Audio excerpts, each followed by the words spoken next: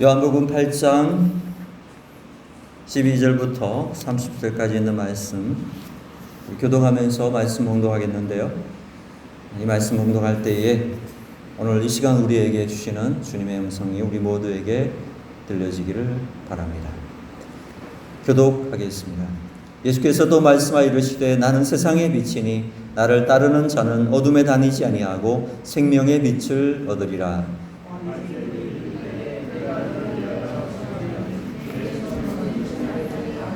예수께서 대답하여 이르시되 내가 나를 위하여 증언하여도 내 증언이 참되니 나는 내가 어디서 오며 어디로 가는 것을 알거니와 너희는 내가 어디서 오며 어디로 가는 것을 알지 못하였느니라.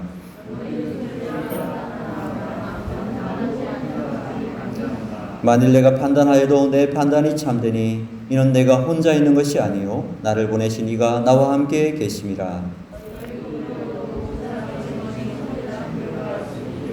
내가 나를 위하여 증언하는 자가 되고 나를 보내신 아버지도 나를 위하여 증언하시느니라.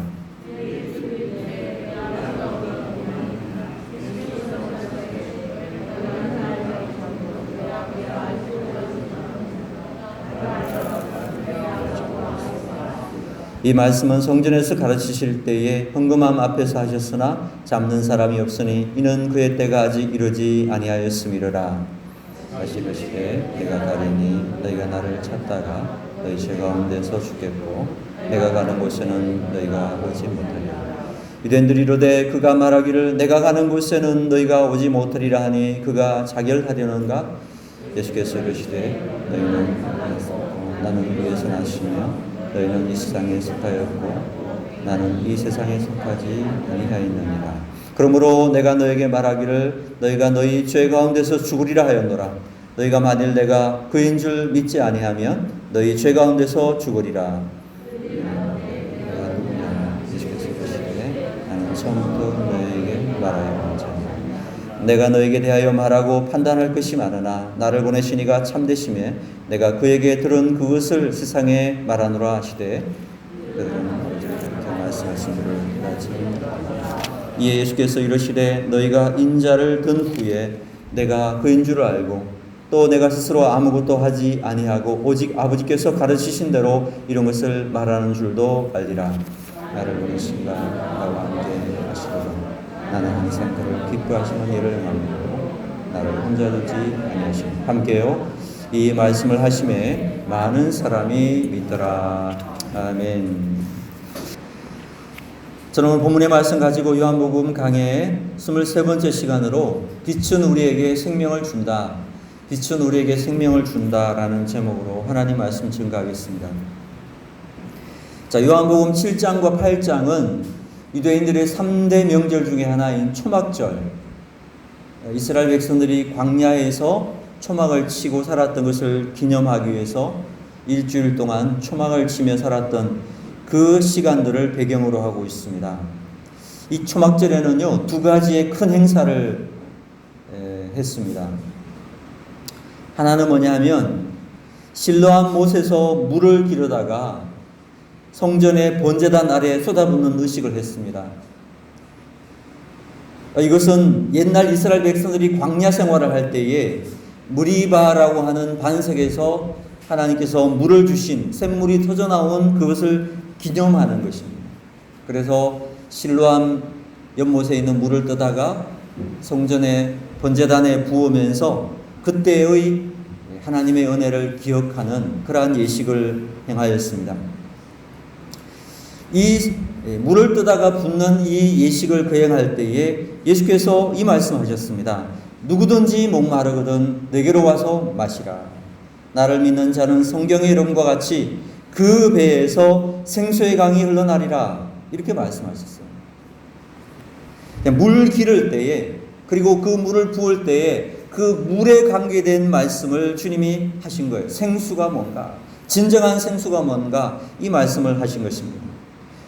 또 다른 두 번째 행사는 이겁니다. 성전 뜰에 아주 커다란 촛대를 이렇게 매달아 놓고 춤추면서 노는 그런 행사를 했습니다. 이 초막절에.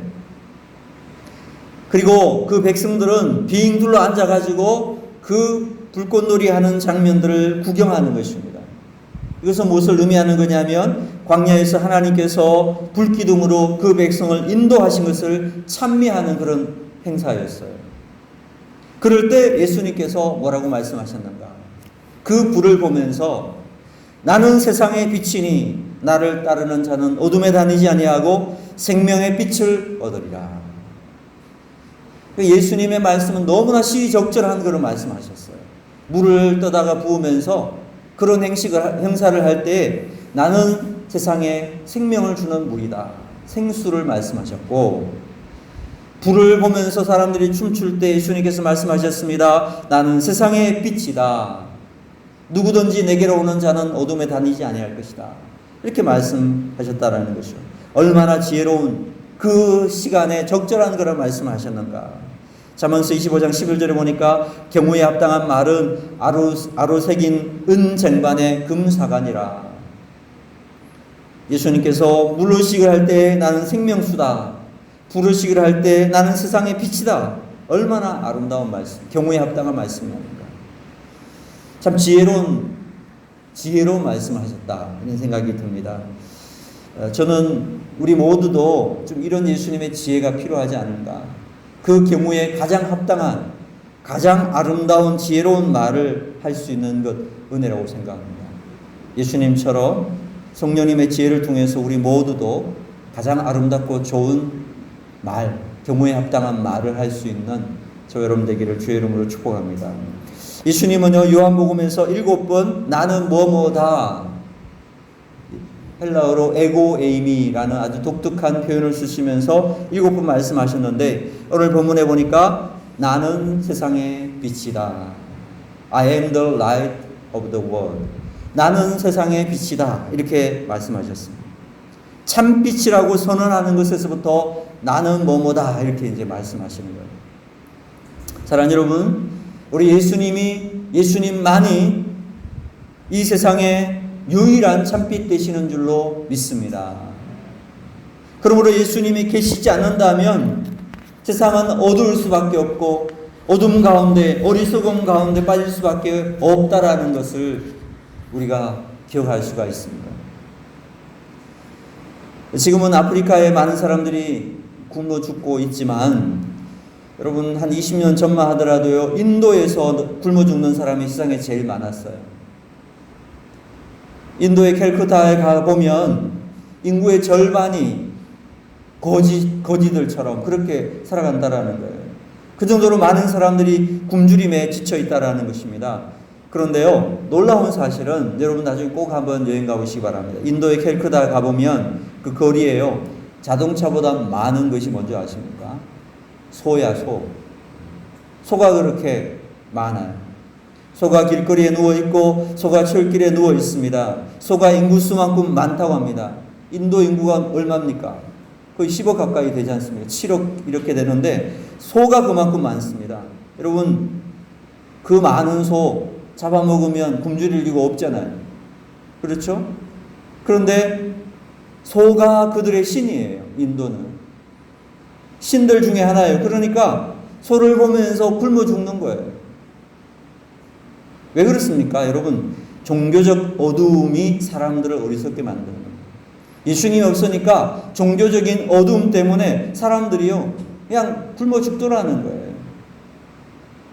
얼마나 어리석은 일입니까? 여러분, 우리나라도 마찬가지입니다. 겉으로는요, 우리나라가 무슨 세계 최고의 지식 정보화 사회처럼 그렇게 살아가고 있지만요, 영적 어둠에 빠지니까 그렇게 뛰어난 지식인들도 엉뚱한 짓을 해요. 이상한 짓을 해요. 여러분, 우리나라가 최첨단 인공위성, 무궁화위성을 발사할 때의 에피소드가 있습니다. 남미에 있는 프랑스명 가이아나라고 하는 곳에 위성을 발사했는데요. 그때 우리나라 과학자들이 챙겨서 갔던 게 있어요. 물건이. 뭔지 아십니까? 바로 돼지머리입니다. 돼지머리. 물론 가이아나에서 돼지머리를 구할 수도 있지만 현지 것을 쓰면 부정탄다 그랬대요. 그래가지고 국내산을 냉동도 하지 않고 가이안으로 공수한 적이 있습니다. 냉동하면 부정탄대요. 그래가지고 잡자마자 비행기에 실어가지고 남미의 가이아나까지 공수를 했어요. 그리고 그 돼지머리에 올려놓고 다 올려놓고 거기다가 10,000원짜리 꽂아가면서 절을 했습니다. 여러분 요즘은 뭐 인공위성을 하도 많이 발사하니까 이제는 뭐 취재도 잘 오지 않는다고 하는데 여러분 한번 보십시오. 이렇게 최첨단 과학을 추구한다는 사람들이요 발사하기 전에 돼지머리를 갖다가 놓고 고사를 지낸다는 거예요. 그러니까 우리나라 과학자들은 가지 않았는데 외국 외신들이 이 절하는 장면을 찍어가지고 올린 거예요. 그래서 알게 된 거예요. 전 세계적으로 망신이죠. 아무리 과학자들이라도요 영적으로 눈 멀니까 이상한 짓을 하는 거예요. 이상한 짓을. 여러분 영혼에 빛이 없으면요 영적으로 어두워지고 어리석은 짓을 하게 된다는 것입니다. 빛이신 예수님이 없는 사람들은 처음부터 끝까지 어리석을 수밖에 없다라는 거예요. 지혜가 있을 수 없다라는 거예요. 도저히 상식으로는 이해할 수 없는 그런 일을 하는 것입니다. 그러므로 이런 사람들에게 필요한 것이 뭡니까? 빛이신 예수 그리스도가 필요한 것이죠. 빛이 들어가면 어둠이 물러가게 되는 것입니다. 빛이 임하게 되면 어리석음이 떠나고 지혜가 임하게 되는 것입니다. 여러분 사람들은 참빛을 알지 못하게 되면요 영적 어둠 가운데 있지만 또한 참빛을 알지 못하기 때문에 가짜 빛을 진짜 빛이라고 오해하고 착각하고 따르게 된다는 것입니다. 역사적으로도 살펴볼 때 이 가짜 빛이 반짝인 적이 있습니다. 16세기 이후에 사람들이 참빛이라고 말한 것이 있습니다. 그게 뭔지 아십니까? 바로 이성의 빛입니다. 이성. 그래서 사람들에게요, 이 이성을 각성시켜주면 그 이성으로부터 무지를 깨닫고 그래서 밝은 곳으로 나올 것이라 이렇게 생각을 했습니다. 이러한 운동을 뭐라고 하느냐? 계몽주의라고 해요. 르네상스라고 들어봤죠? 르네상스 계몽주의 운동을 이성의 운동이라고 합니다. 그래서 영어로 이 계몽주의를 어떻게 번역하느냐 하면 enlightenment라고 해요. N이라고 하는 말은 만들다 이런 뜻이고 light는 빛이니까 빛을 만드는 무브먼트, 운동이다.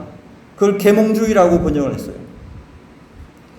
몰상식한 사람들에게 계몽을 하면 이 빛을 비춰주면, 이성의 빛을 비춰주면은 그들이 상식적이 될 것이다. 그래서 열심히 계몽을 했습니다. 자, 그 결과 어떻게 됐습니까? 이성의 이름으로 사람들이 이제 범죄를 짓기 시작했습니다.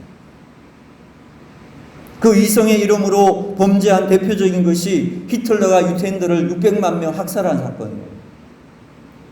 그런데 히틀러가 여러분 관기로 미쳐가지고 유태인을 죽인 줄 아십니까? 아닙니다. 그는 확실한 이성으로 사람들을 학살했습니다. 이성으로 학살했습니다. 당시 히틀러가 붙들었던 이성적 이론이 뭔지 아십니까? 우생학적 이론이에요. 우생학적 이론. 과학의 이론이에요.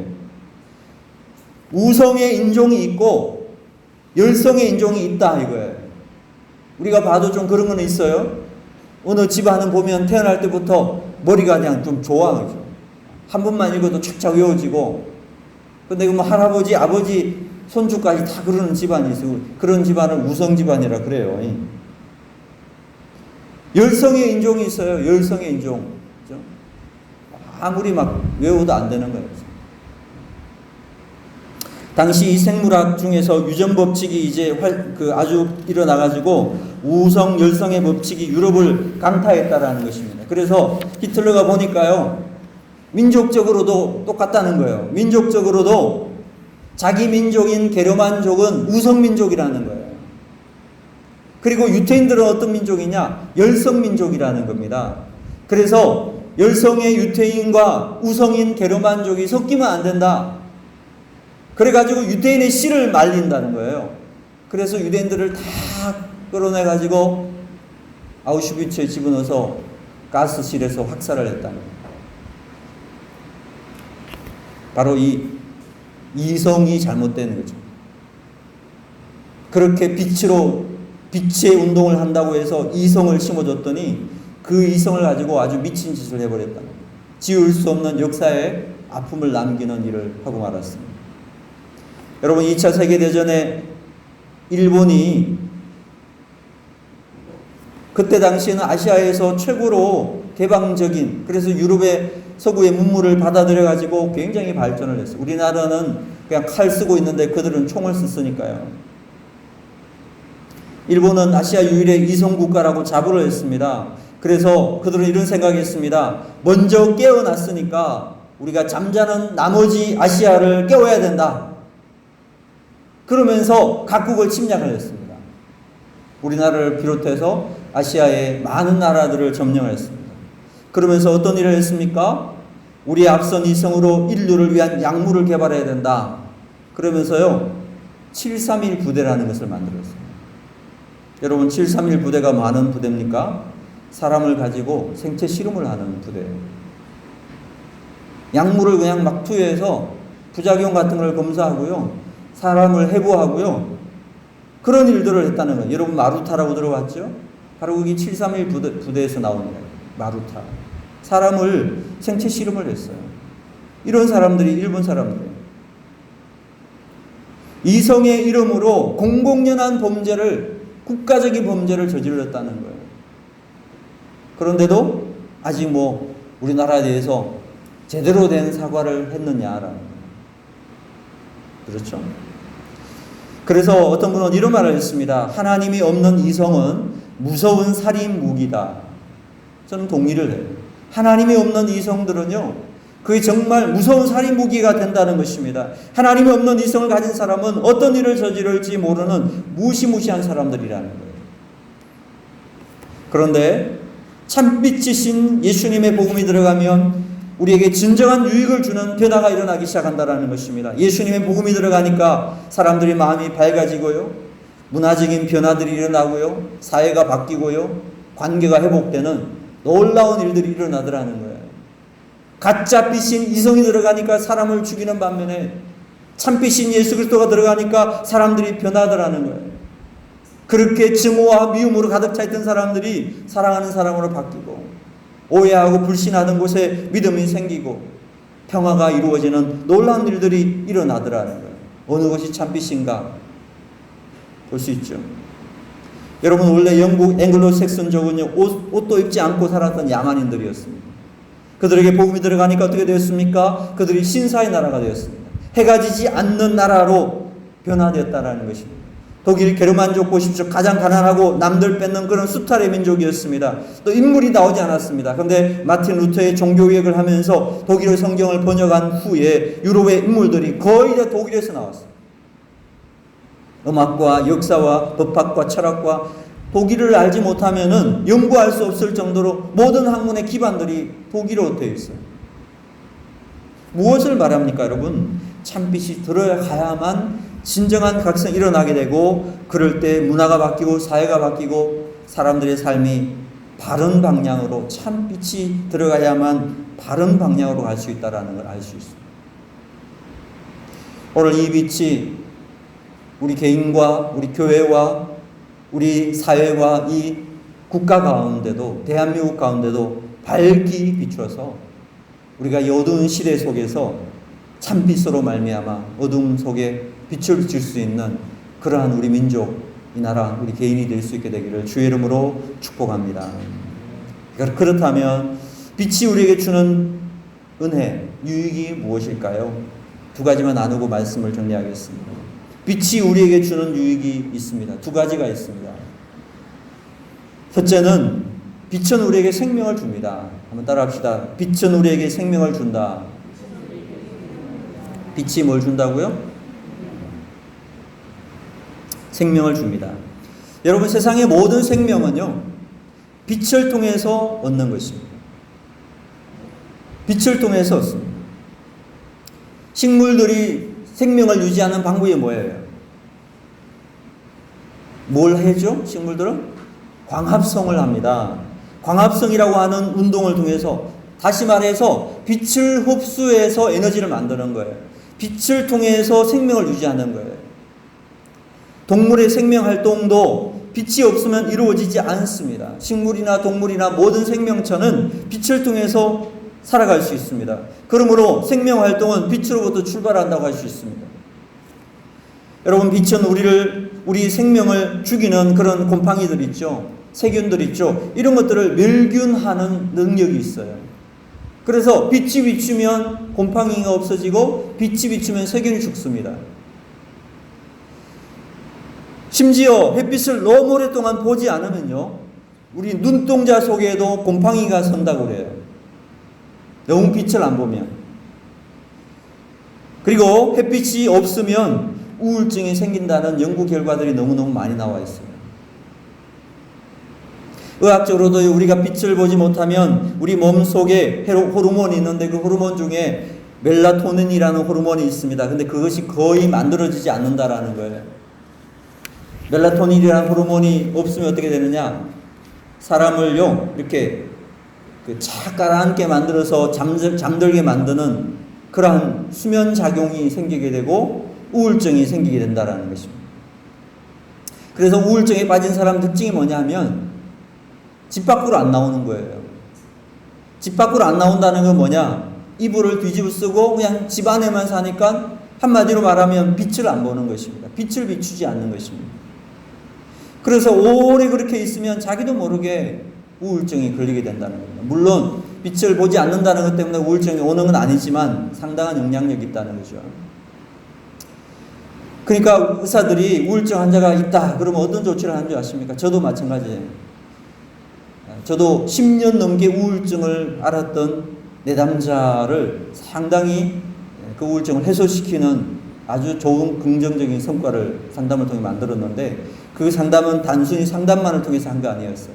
제가 내린 과제 중에 하나가 우울증 환자라 그러면 첫 번째 시간부터 과제를 냅니다. 그게 뭐냐면 햇빛 쬐기 하라는 거예요. 햇빛 쬐기. 하루에 30분 이상 꼭 하라. 의사들도 그거를 꼭 실행을 합니다. 그래서 햇빛 쬐기를 하면 우리 속에 멜라토닌이라는 호르몬이 생기게 되면서 낮과 밤이 나누어져요. 그래서 이것은 밤 되면 잠이 들게 만드는 거예요. 쫙 가라앉게 만들어서. 햇빛을 쬐는 동안에는요, 이게 각성 효과가 또 일어나게 만들어요. 그래서 낮에는 아주 정신이 맑고 건강하게 살다가 저녁 되면 졸리고 깊은 잠에 잠들게 하는 이러한 역할을 멜라토닌이라는 게 하는데, 그 호르몬이 햇빛을 쬐일 때 생기게 된다는 거죠. 실제로 그러한 실험들을 한 것들이 많이 나와 있어요. 햇빛을 쬐는 사람들은요, 저녁에 깊은 잠을 잔다라는 거죠. 그래서 햇빛은 우리의 생명과 상당히 관계 있습니다. 우리의 건강과 상당히 관계 있다라는 거예요. 빛은 그런 역할을 한다라는 것입니다. 영적으로 마찬가지입니다. 영혼의 빛이 누구십니까? 나는 세상의 빛이다. 바로 영혼의 빛은 예수 그리스도입니다. 예수님을 떠나면 그 빛이 없는 것이기 때문에 참된 생명의 근원들이 마를 수 있다라는 거죠. 예수님을 떠나면 점점 죽어간다라는 거예요. 말라진다라는 것입니다. 그래서 우울증에 빠질 수 있고 자살 충동을 느끼게 되고 인생의 행복감을 잃어버리게 되어서 무기력하게 살아갈 수밖에 없는 존재로 변화될 가능성이 있다는 거예요. 성경이 무엇을 말합니까? 하나님 백성들은 주님의 영광의 빛을 봐야만 살 수 있다라고 말씀하고 있습니다. 고린도서 3장 18절에 보니까 우리가 다 수건을 벗은 얼굴로 거울을 보는 것 같이 주의 영광을 보매 저와 같은 형상으로 화하여 영광으로 영광이 이르니 곧 주의 영으로 말미암음이니라. 주님의 영광을 보매. 사랑하는 여러분, 우리 모두가 다 주님의 영광의 빛을 볼 수 있는 은혜가 있게 되기를 축복합니다. 주님의 영광을 봐야만 우리에게 생명이 임하는 거예요. 주님의 영광을 봐야만 우리 가운데 다시금 능력이 임하는 것입니다. 주님의 영광의 빛을 봐야만 우리가 지혜롭게 되는 것입니다. 주님의 빛은 우리 모두에게 생명을 줍니다. 주님의 빛은 우리 모두에게 능력도 주십니다. 주님의 빛은 우리 모두에게 지혜를 주시는 것입니다. 그러므로 그 빛을 봐야 우리가 살아가는 거예요. 가짜빛, 그러한 것들을 그 빛을 바라보고 살아가는 것이 아니라 참빛이신 예수 그리스도, 우리에게 능력도 지혜도 영광을 주시는 그 빛을 날마다 바라보고 승리하는 저와 여러분 삶 되기를 주의 이름으로 축복합니다. 어떻게 그 빛을 볼 수 있습니까? 가장 그 빛이 빛나는 순간들이 저는 예배의 영광이 있다고 봅니다. 예배 가운데 하나님의 영광이 임합니다. 찬양 가운데, 기도 가운데, 말씀 가운데 하나님의 영광이 여러분 가운데 충만하게 임하게 되기를 축복합니다. 저는요, 기도할 때, 예배를 놓고 기도할 때마다 항상 그러한 상상을 하고 기도해요. 상상이 아니라 우리는 보지 못하지만 영적으로는 그런 일들이 일어난다는 거예요. 제가 미국에서 그림을 하나 사온 게 있는데 제 방에 붙여놨어요. 강대상에서 설교하는 설교자가 있어요. 근데 그 설교자 뒤에 어떤 일이 있는 줄 아십니까? 좌우에 천사들이 이렇게 빛을 비추고 있어요. 그리고 창세부터 지금까지 성경에 나타났던 모든, 그리고 기독교 역사에 나타난 모든 위대한 사람들이 함께 이 자리에서 예배를 드리는 그런 모습을 그려놨습니다. 여러분, 우리 예배는 그러한 영광이 임하는 예배인 줄로 믿습니다. 그러므로 우리가 눈을 열어서 볼 수만 있다면 그러한 영광을 보게 될 것입니다. 언제 영광이 임합니까? 빛이 보입니까? 하나님 말씀은 빛입니다. 우리가 말씀을 읽을 때에 빛이 우리 가운데 비추는 것을 경험하게 될 것입니다. 기도하는 순간에 우리는 빛을 만나게 될 것입니다. 하나님 말씀 묵상하고 주님의 영광을 묵상할 때에 우리 가운데에 주님의 영광을 보는, 그 빛을 보는 은혜를 경험하게 될 것입니다.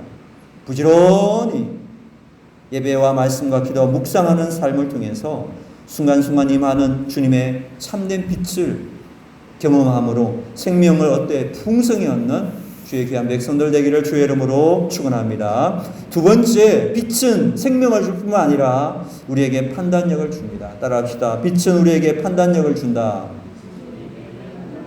다시 한번, 빛은 우리에게 판단력을 준다.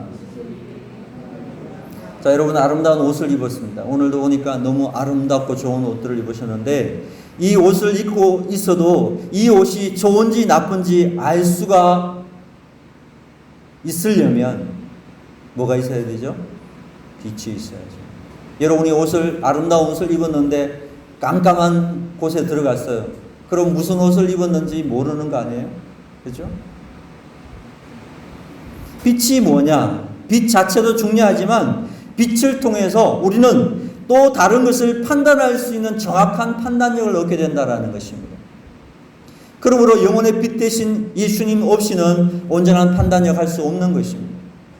빛이야말로 모든 것을 판단할 수 있는, 밝히 보여주는 역할을 하기 때문에 그렇습니다.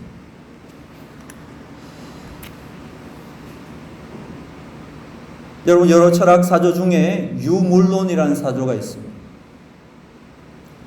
이 유물론은 유자가 무슨 유자면 오직 유자를 쓰고 있습니다. 있을 유자가 아니고 유물론에 있어서 유자는 오직 유자고요. 물은 물질 물이에요. 그래서 유물론이라고 할 때 그 말은 오직 물질만 있다. 이것이 유물론의 핵심입니다. 이 세상에 있는 모든 것들은 오직 물질로만 구성이 된 거야. 눈에 보이는 그것만이 믿을 수 있고 물질의 세계만이 진짜의 세계라고 이야기를 해요. 그리고 인간의 사고나 이러한 마음이나 이러한 것들은 그 물질의 어떤 성분이라는 거예요. 물질이 없어지면 그것도 없어진다고 보는 입장이에요. 그러니까 한마디로 말하면 이거예요. 우리의 영혼과 마음이나 정신세계는 하나도 존재하지 않는 거라는 것입니다. 그건 물질의 세계 어떤 영향이고 성분으로 나타나는 거예요. 그러니까 본질은 물질이다. 오직 물질만 존재하는 것이다. 그것이 유물론의 핵심입니다. 자, 이런 유물론자들이 하나님 믿겠습니까? 하나님 믿지 않습니다. 영혼을 믿습니까? 믿지 않습니다. 모든 걸 다 부정하는 거예요. 자, 이 유물론에서 나온 정치가 뭐냐? 그게 공산주의입니다. 공산주의. 거기에서 나온 것이 진화론입니다. 물질이 이런 세계를 만들어냈다는 것입니다. 그러니까 저는 정치적인 이야기를 하는 것이 아닙니다. 여러분, 기독교인들은요, 좀 좌측인 생각을 할 수 있어요. 어쨌든 좀 사회적인 생각을 할 수 있고 공동체적인 생각을 할 수 있는 건 맞는데요. 기독교인이 유물론을 따라가면 안 돼요. 기독교인이 아닙니다. 기독교인이 공산주의는 할 수 없는 거예요. 왜냐하면 그 공산주의 자체가 가지고 있는 철학이 유물론에 기초하고 있는 거예요. 하나님을 부정하는 철학이에요. 그래서 기독교인은 공산주의가 될 수가 없어요. 그래서 어느 공산주의자든지 그 나라를 점령하면 제일 먼저 기독교를 공격해요. 기독교를 말살하는 것입니다. 우리 6.25 전쟁 때도 북한이 대한민국을 점령했을 때에 그 수많은 기독교인들이 순교했어요. 대표적인 순교자가 손양원 목사님이죠. 왜냐하면 바로 이 대척점에 있어요. 공산주의와 기독교는 대척점에 있는 것입니다. 하나님과 영혼을 다 부정해버리는 것입니다. 영혼의 빛이신 예수님이 없으니까요, 판단력이 흐려진 것입니다. 그래서 여러분, 유물론적으로 인간을 바라보면 인간은 어떤 존재인가? 동물과 다를 바 하나도 없는 거예요. 진화론적인 관점에서 나온 거기 때문에 조금 더 진화했을 뿐이라는 거예요. 인간은 물질로만 바라보는 것입니다. 그러니까 인간을 구성하고 있는 성분은 물질이에요. 죽여버리면 그냥 물질로 돌아가는 거예요. 그래서 공산주의에서는 이 존엄이라고 하는 거 없습니다. 인간의 존엄성을 인정하지 않습니다. 사람도 물질로 구성되어 있는 존재이기 때문에 그냥 사람을 쉽게 죽이는 거예요. 그래서 여러분, 지금도 북한에서는 공개 처형이 있죠. 사람의 생명을 쉽게 생각합니다. 사람의 생명을 아끼지 않습니다. 학살이 일어나는 나라들의 특징을 보세요. 다 유물론을 신봉하는 곳입니다. 공산주의자 스탈린은요, 2천만 명을 죽였습니다. 캄보디아 공산 정권이 들었으니까 300만 명을 킬링 피드라고 그러죠. 300만 명을 학살했습니다. 막 죽이는 거예요. 왜? 그들에게는 사람에 대한 존엄성이 없어요. 반면에 예수 그리스도의 빛으로 인간을 바라보는 곳에는요, 인간이란 본질이 뭐냐? 하나님의 형상이에요. 하나님이 창조한 창조물이에요. 걸작품이에요. 야고보서 3장 9절에 보니까 이것으로 우리가 주 아버지를 찬송하고 또 이것으로 하나님의 형상으로 지음받은 사람을 저주하나니. 여러분, 예수 그리스도의 빛이 비춰오는 순간 우리 사람이라는 존재는 어떤 존재가 되느냐? 물질을 넘어서는 존재라는 것입니다. 그 사람들은 하나님의 형상으로 지음받은 너무나 소중한 존재라는 것입니다. 하나님의 형상으로 지음받았기 때문에 함부로 대할 수 없는 것입니다. 하나님의 형상으로 지음받았기 때문에 절대로 죽이면 안 된다는 거예요. 꽃으로도 때리면 안 된다는 거예요. 왜? 하나님의 형상으로 지음받은 너무나 소중한 존재이기 때문에. 이렇게 달라지는 거예요. 사랑하는 여러분, 성도는 어떤 존재입니까? 예수님의 핏값으로 사실 정도로 정말 대단한 존재라는 거죠. 제가 자주 하는 말인데, 여러분 10만 원 주고 사면 그걸 얼마짜리? 10만 원짜리라고 합니다. 1000만 원을 주고 샀다면 1000만 원짜리라고 부릅니다. 자, 그러면 우리는 누구를 주고 샀어요? 예수님 주고 샀어요. 그럼 뭐라고 불러야 돼? 예수님 짤이죠. 우리 옆 사람에게 말해줍시다. 당신은 예수님 짤입니다. 당신은 너무 소중한 존재입니다. 예, 그것이 바로 예수님의 참빛이 비춰질 때에 나타나는 가치라는 것입니다. 너무너무 소중한, 세상을 다 주고도 바꿀 수 없는 소중한 가치. 이런 가치를 알게 해주고, 이런 가치를 보여주고, 이런 가치를 판단할 수 있게 해주는 것이 뭐냐? 예수 그리스도의 빛이라는 것입니다. 예수님이 들어오니까, 예수님의 빛 들어오니까, 그 빛이 비추어지니까 내가 입고 있는 내 자신이란 가치가 얼마나 빛이 나기 시작하는. 제가 상담을 하면서 참 마음이 답답할 때가 참 많아요. 특별히 믿지 않은 내담자들 중에 자존감이 너무 낮아서 상담실을 찾아온 분들이 있어요. 자존감이 낮은 사람들의 특징이 우울과 불안이에요. 그리고 쉽게 감정 요동이 많고요. 대인관계에 원만하지 않습니다. 자기 자신을 너무나 학대하고 자기 자신을 파괴하는 생각들이 많아요. 당연히 우울합니다. 근데 사실 믿음이 없는 사람들이니까 쓸만한 자원이 별로 없어요. 주위를 살펴봐도 이 사람이 자존감이 떨어지도록 만들어지게 된 데는 주위의 사람들의 영향이 많았거든요. 그러니까 그 사람들을 쓸 수는 없어요. 데려다가. 그럴 때 제 마음속에 막 올라오는 생각들이 있어요. 막 입까지 이렇게 올라와요. 예수 믿으면 다 해결되는데. 이 말을 해주고 싶어요. 그런 분들 중에 가끔씩 신앙을 이야기하고 이런 분들은 또 이야기를 꺼낼 수 있는데, 이 상담자 윤리 중에 본인 이야기 하셨는데 강요하고 하면 문제가 생겨서 그냥 기도만 하죠. 예수님 믿으면 얼마나 소중한 존재인지 예수님 비춰주는 빛을 딱 비춰보는 내가 얼마나 소중한 존재인지를 한눈에 알아보는데 지금 어둠 속에 있으니까 자기가 어떤 존재인지를 알지 못하는 거예요.